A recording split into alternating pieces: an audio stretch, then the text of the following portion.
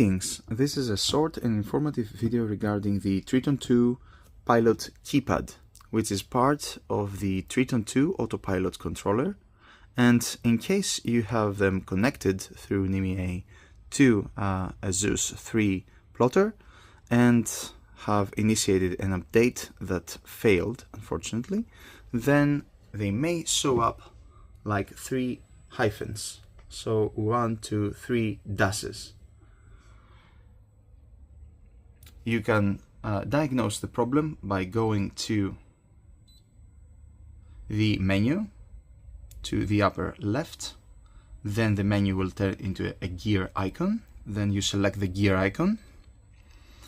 And then you go to scroll down to network, right? And sources, no, not sources, device list.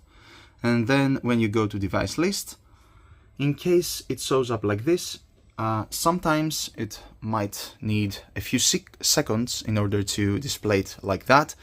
It might not display when you first connected. So if you restart the system and you connect the NIMEA connector on the backside of the BNZ Autopilot keypad, it might not show initially. You have to wait 10 to 30 seconds and it may show up as these 3 dashes.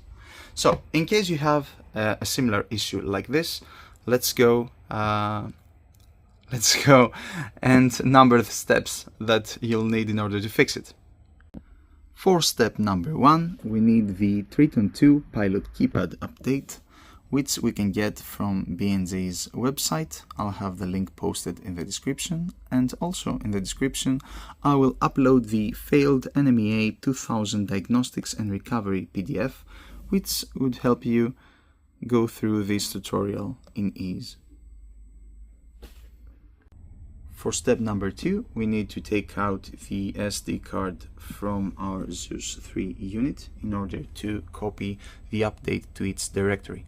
A quick disclaimer here is that BNZ doesn't really recommend you updating through the SD card. In case of a system failure, some data might get corrupted, although we will proceed with copying all of our files into our local computer. So in case of a system failure, which is very unlikely, we will have the files backed up.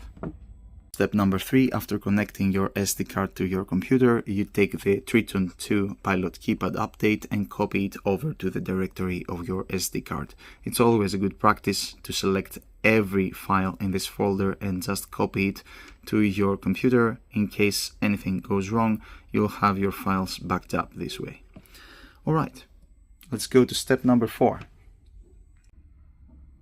For the 4th and final step, we need to go into the menu, select storage, select the memory card that we copied the update to, select the update, press upgrade from the menu,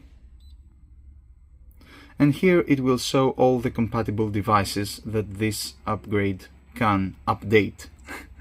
So in case your device, your Triton² keypad, doesn't show here, you can select show all, and probably the one that doesn't have a version is the one you need to go with. Please exercise caution on selecting which hardware will get what update. Then you press start upgrade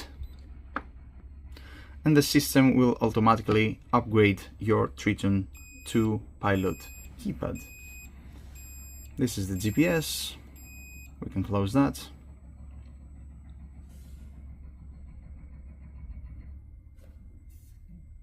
The update is finished, then everything will work properly once more.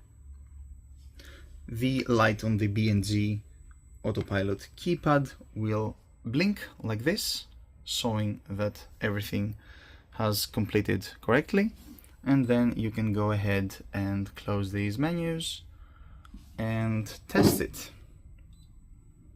So if we initiate the autopilot, we can see that everything works properly both in standby and auto modes. And this is how we reinstate the Triton 2 autopilot keypads.